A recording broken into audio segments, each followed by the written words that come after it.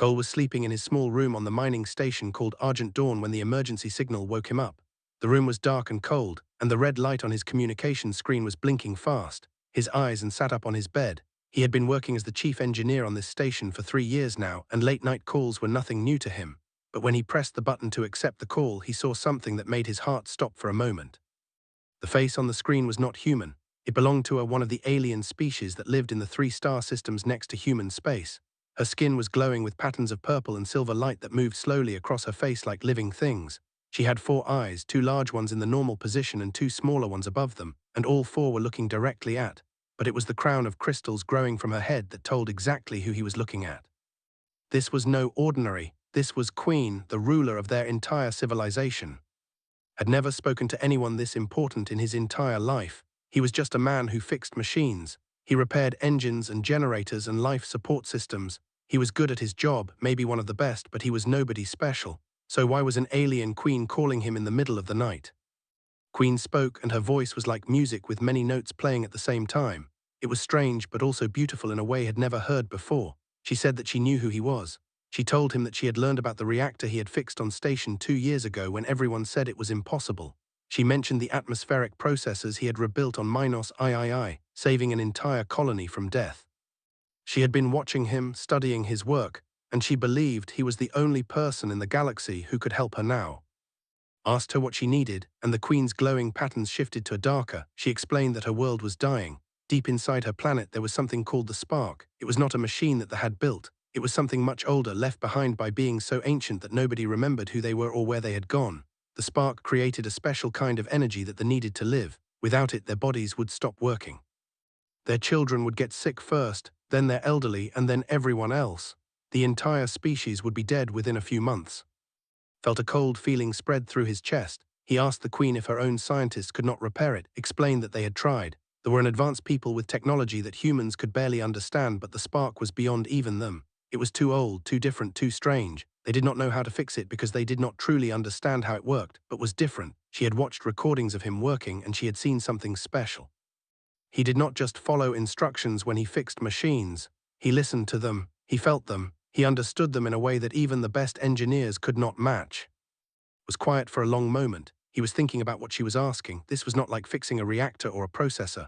This was an alien device older than human civilization itself. He did not know if he could do it, but then he thought about what would happen if he said no. 17 billion lived on their home world. Millions more lived in colonies throughout their systems. All of them would die. Children who had never done anything wrong would close their eyes and never open them again. Parents would watch their families fade away. An entire culture, an entire history, an entire people would vanish from the universe forever. He told the Queen to send him the information about the spark. He would study it and find a way to reach her planet.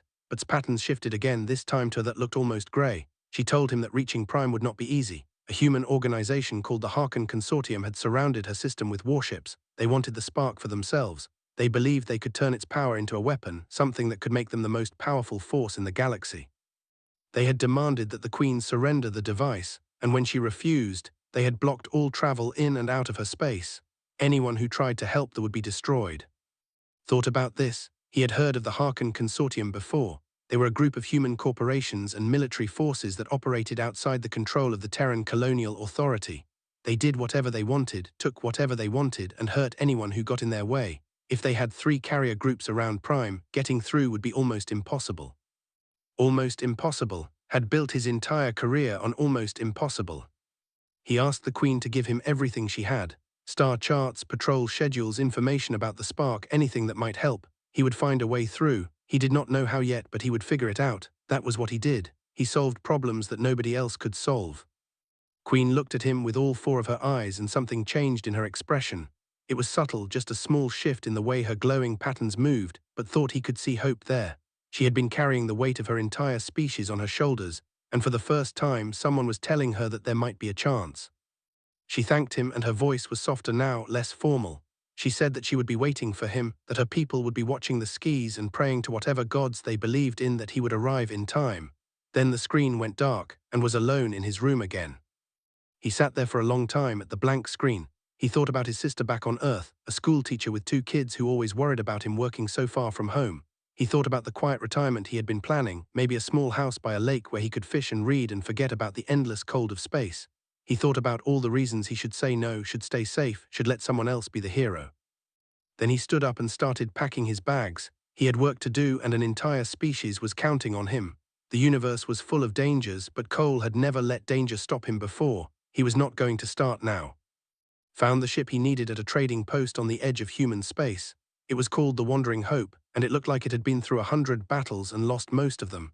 The paint was peeling, the hull had patches welded over old damage, and the engines made a sound that no healthy engine should make, but had not come here for a pretty ship. He had come for the captain.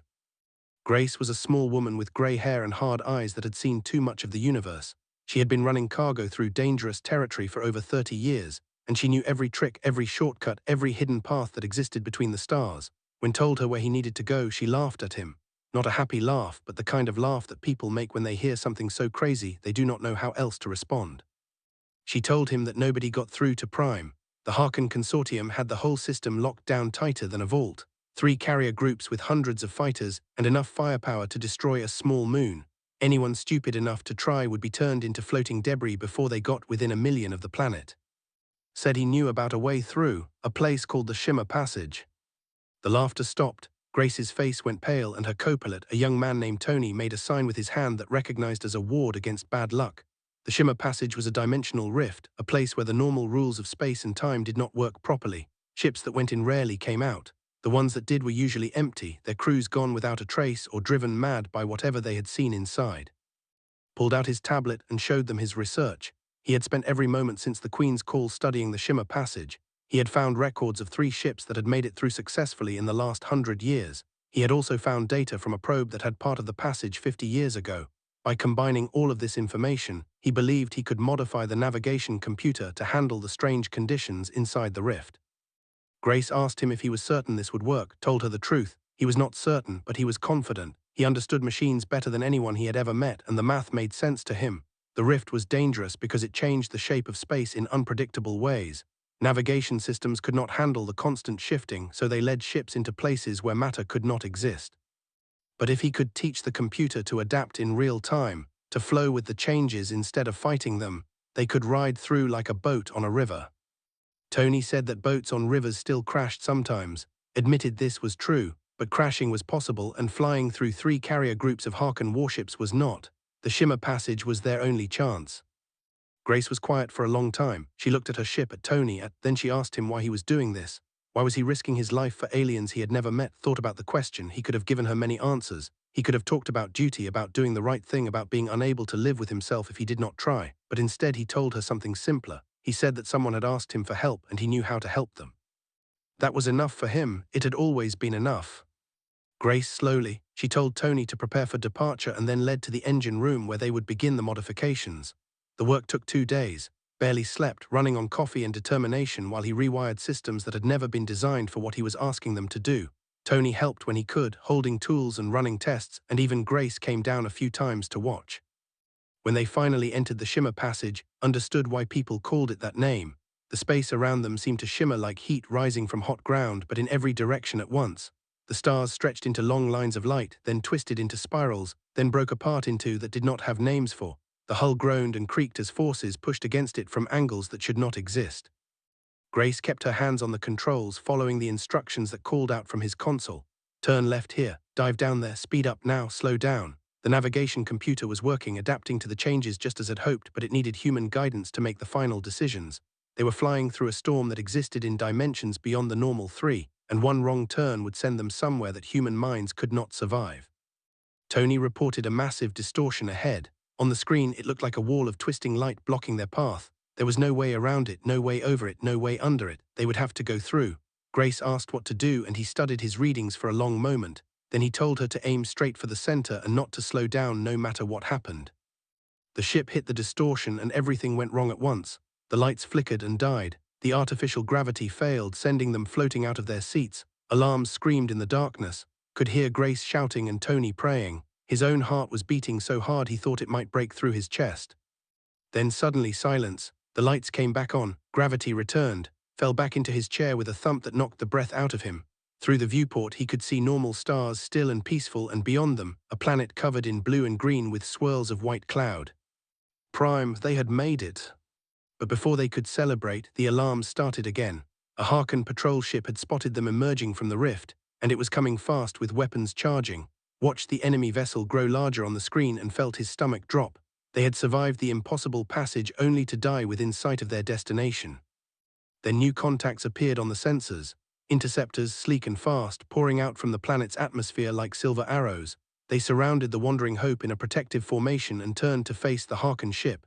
Energy beams flashed across the void, and the enemy vessel broke off its attack, retreating toward the main fleet. Grace let out a breath she had been holding for what seemed like forever. Tony laughed with relief and exhaustion, just stared at the beautiful planet growing larger in the viewport, and thought about everything that still needed to be done. They had crossed the dangerous passage, but the hardest part was still ahead. The escort ships guided the Wandering Hope through the atmosphere and down toward the capital city. Pressed his face against the viewport like a child seeing snow for the first time. The planet was beautiful in ways he had never imagined. The sky was a soft shade of purple, and the clouds glowed with the same patterns that he had seen on the Queen's skin. The forests below were not green like on Earth but deep blue and silver, and the rivers shimmered with that seemed to change as he watched them. The capital city rose from the center of a great valley, and realized that the buildings were not really buildings at all. They were alive. They had grown their structures from organic materials over hundreds or thousands of years, shaping them slowly into towers and halls and bridges that looked more like giant plants than architecture. The royal palace was the largest of all, a massive structure of curves and spirals that reached toward the purple sky like something from a dream. The ship landed on a platform that seemed to grow out of the palace wall, and when stepped outside he found Queen waiting for him. She was even more impressive in person than she had been on the screen. She stood nearly 7 feet tall, her body graceful and elegant in robes that flowed like liquid metal. The crystal crown on her head caught the light and scattered it into tiny rainbows that danced across her skin. Behind her stood a group of guards with glowing patterns that pulsed in warning. Could see that they did not trust him. He was an outsider, an alien from a species that they had never had much contact with. But the Queen herself showed no fear or suspicion. She walked forward and greeted him with a bow of her head, a gesture of respect that returned as best he could. She thanked him for coming and for making the dangerous journey through the Shimmer Passage. She said that her people had been watching and that many had wept when they saw his ship emerge safely from the rift. For the first time in months they had hope, but hope alone would not save them. The spark was failing now and time was running out. Asked to see the device immediately, the Queen hesitated for a moment and could see the conflict in her expression. The spark was the most sacred thing on her planet, the source of all life, the gift left behind by ancient beings who had protected the ancestors when they were still primitive creatures crawling through the swamps. No outsider had ever been allowed to touch it. No outsider had even seen it in over 1,000 years. But desperate times required desperate measures. The Queen turned and began walking into the palace and followed her through corridors that seemed to shift and change as they moved. He realized that the passages were alive too, rearranging themselves to create a path that only the Queen knew. It was the most sophisticated security system he had ever seen, and it used no technology at all, just living matter responding to the will of its ruler. After what felt like hours of walking through the winding corridors, they reached a great door made of the same crystal that formed the Queen's crown, placed her hand against it, and the door dissolved like mist, revealing a chamber so vast that could not see the far walls. And there, floating in the center of the empty space, was the spark. Forgot how to breathe. The spark was a sphere of pure light about 20 meters across, hovering in the air without any visible support. It pulsed slowly like a heartbeat, sending waves of energy out into the chamber and beyond, into the conduits that spread throughout the entire planet. It was beautiful, the most beautiful thing had ever seen, and it was clearly dying. Dark spots the surface of the sphere like bruises on skin. The pulse was uneven, sometimes fast and sometimes slow, like a heart that was struggling to keep beating. The light flickered and in places and could feel a wrongness in the air, a sense that something fundamental was breaking down. He walked slowly around the chamber, studying the ancient mechanisms that surrounded the sphere. They were unlike anything in human engineering, made of materials he did not recognize and following designs that seemed to ignore the laws of physics. But as he looked more closely, he began to see patterns: energy flow, harmonic resonance, quantum interactions. The technology was alien, but the underlying principles were universal. He was starting to understand. He told the Queen that he needed to get closer to examine the damage properly. His patterns shifted to a pale that had come to recognize as worry. She explained that the radiation from the spark was lethal to organic life. Her own people could not approach within 50 meters without dying within minutes. A human with weaker biology would last even less time. Had expected this problem, but he did not have a solution. Without protective equipment, he could not work on the device. Without working on the device, he could not save the... It seemed like an impossible situation. Then the Queen surprised him. She spoke a command to her guards and they left the chamber. When they returned, they carried something that made his heart race with wonder and fear. It was a suit of armor, clearly designed for a human body but made from materials. Crystal formations covered its surface, the same crystals that grew from the queen's head. Explained that this armor had been created thousands of years ago for a human who had helped her ancestors in a time of great need.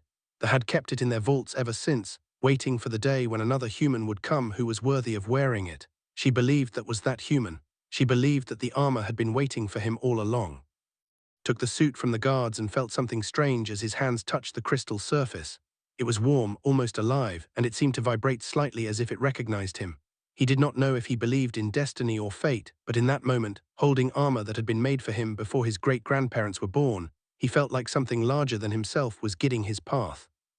He put on the armor and felt the crystals bond with his skin, creating an interface that fed information directly into his mind. For the first time, he could truly see the spark, not just with his eyes but with senses he had never known he possessed, and what he saw filled him with both hope and dread. He understood now what was wrong with the device, and he knew that fixing it would be the hardest thing he had ever done.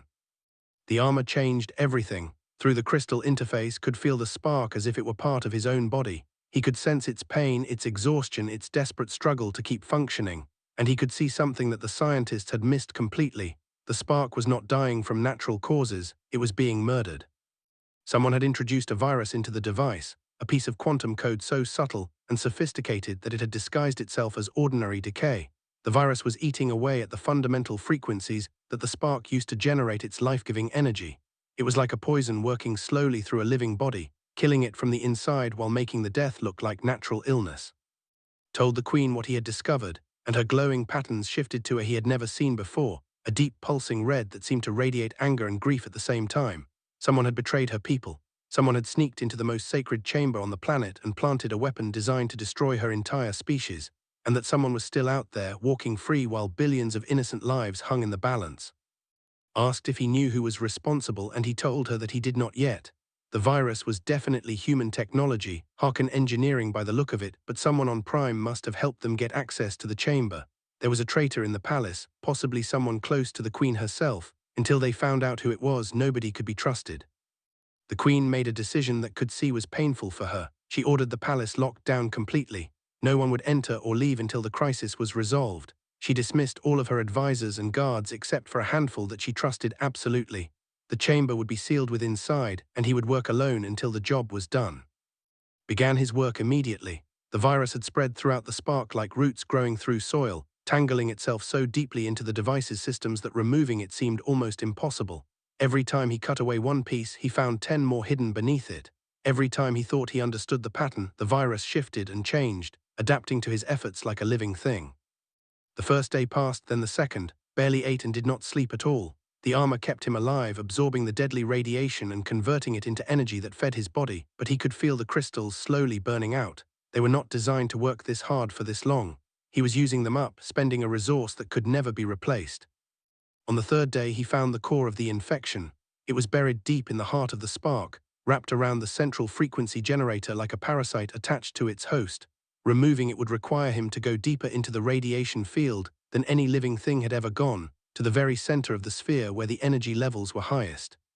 He told the queen what he was planning to do, and she him to find another way. The armor was failing. Even if he survived the journey to the center, he might not survive the journey back. Knew she was right, but he also knew there was no other option.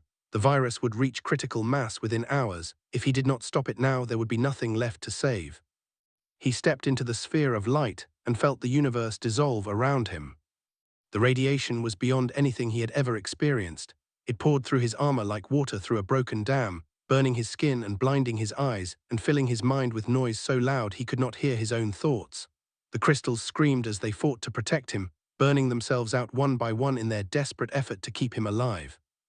But kept moving forward. He could feel the virus ahead of him pulsing with malicious energy, and he dragged himself toward it step by agonizing step. His legs stopped working, so he crawled. His arms failed, so he pulled himself along with his fingers. Every inch was a victory, every heartbeat a battle won against the forces trying to kill him.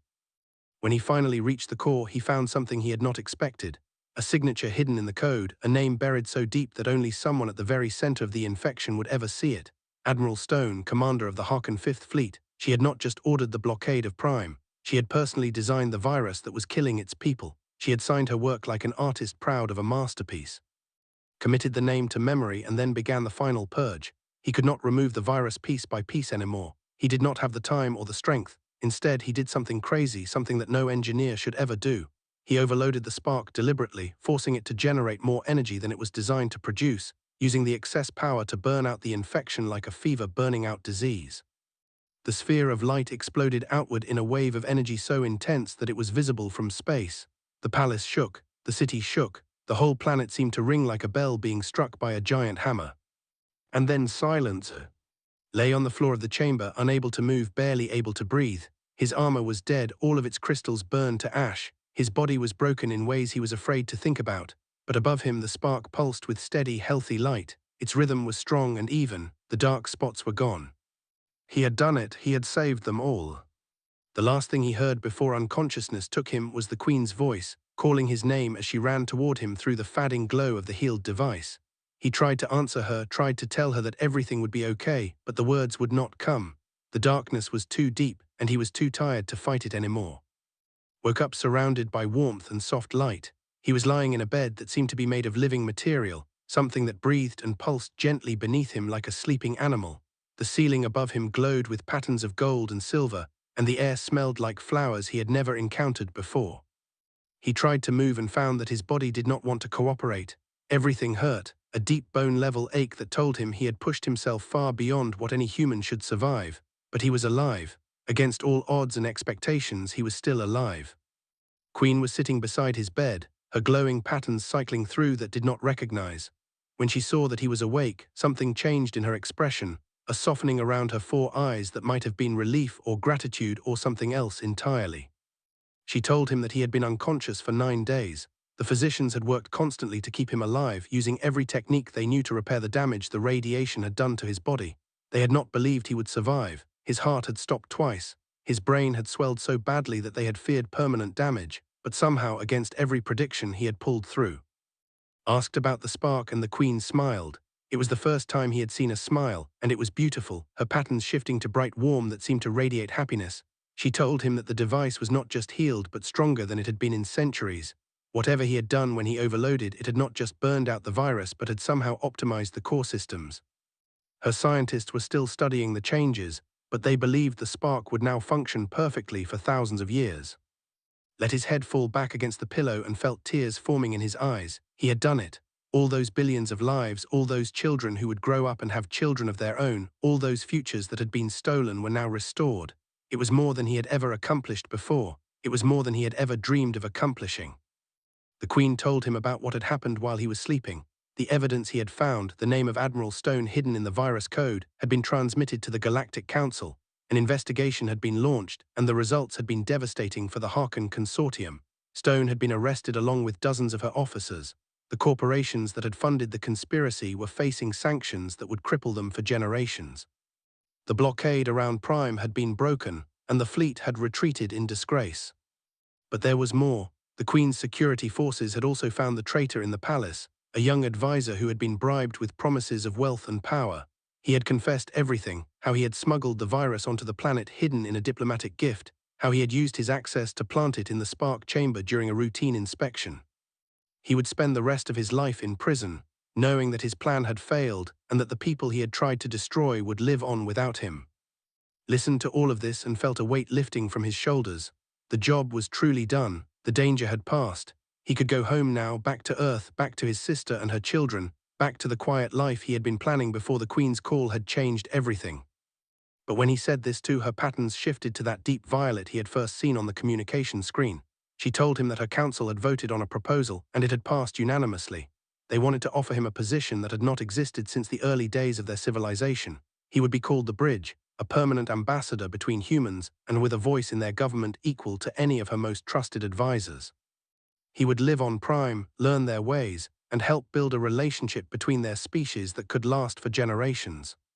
Did not know what to say. It was an incredible something that no human had ever been offered before, but it would mean giving up everything he knew, leaving behind his home and his family and his entire way of life. It would mean becoming something new, something he had never imagined being. The Queen seemed to sense his hesitation. She told him that she understood if he needed to refuse, that he had already done more for her people than they could ever repay. But she also told him something else, something that made his heart beat in his chest. She said that she had come to know him during these past days, watching over him while he slept, reading the reports of everything he had done. She said that she felt a connection to him that she could not explain, a sense that their fates were somehow linked together. She said that she did not want him to leave, not because of politics or diplomacy or the future of their species.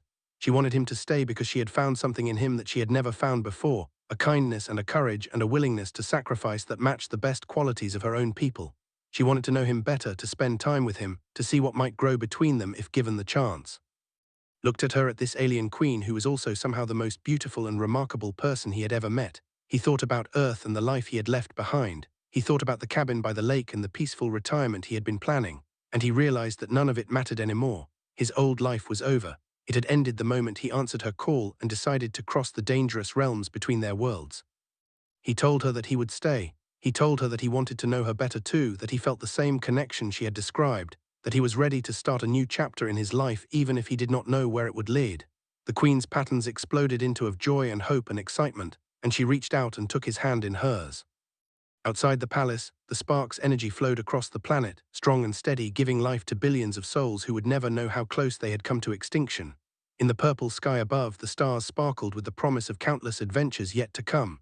And in a room made of living warmth, a human engineer and an alien queen began to build something new together, something that neither of their species had ever seen before. The universe was vast and full of dangers, but it was also full of possibilities. Had crossed realms that no one thought could be crossed, had fixed a device that no one thought could be fixed, had found love where no one thought love could grow. He did not know what the future would bring, but for the first time in his life he was excited to find out.